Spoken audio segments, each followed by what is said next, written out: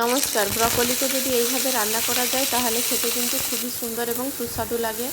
এই জন্য ব্রকোলিকে আমি মিডিয়াম সাইজের টুকরো করে কেটে নিয়েছি। আলুগুলো ডুবো ডুবো করে কেটেছি এবং আর নিয়েছি গাজর কুচি। গাজরটাও ছোটো ছোটো টুকরো করে কেটে নিয়েছি।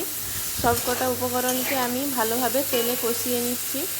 কষানো হয়ে এলে অল্প পরিমাণে দিয়ে দিলাম লবণ আর হলুদ গুঁড়ো, দিয়ে ভালোভাবে আরও কষিয়ে নিয়ে আমি নামিয়ে নেব।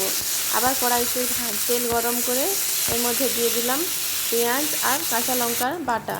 পেঁয়াজ কাঁচা লঙ্কাটা ভালোভাবে ভাজা হয়ে গেলে ওর মধ্যে দিয়ে দিলাম আদা বাটা।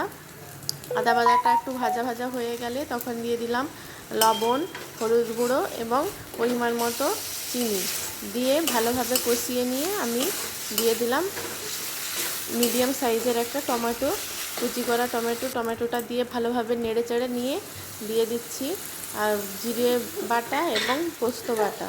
জিরে বাটা পোস্ত বাটাটা দিয়ে আরেকটু ভালোভাবে কষিয়ে নিয়ে ভেজে রাখা আমার সবজিগুলো আমি দিয়ে দেব। দিয়ে একটু ভালোভাবে কষিয়ে নিয়ে পরিমাণ মতো জল দিয়ে সেদ্ধ হতে দিলেই একদম রেডি হয়ে যাবে ব্রকোলির তরকারি।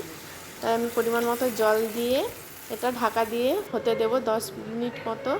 10 মিনিট পর ঢাকাটা খুলে দেখব যে একদম সেদ্ধ হয়ে গেছে, ব্রকোলিটাও সেদ্ধ হয়ে যাবে আর আলুটাও সুসিদ্ধ হয়ে যাবে। এইভাবে আপনারা বাড়িতে ব্রকোলির তরকারি ট্রাই করে দেখবেন, খেতে কিন্তু গরম ভাতের সঙ্গে খুবই ভালো লাগে। ভিডিওটি ভালো লাগলে অবশ্যই লাইক, কমেন্ট, শেয়ার করে দেবেন এবং পাশে থাকবেন।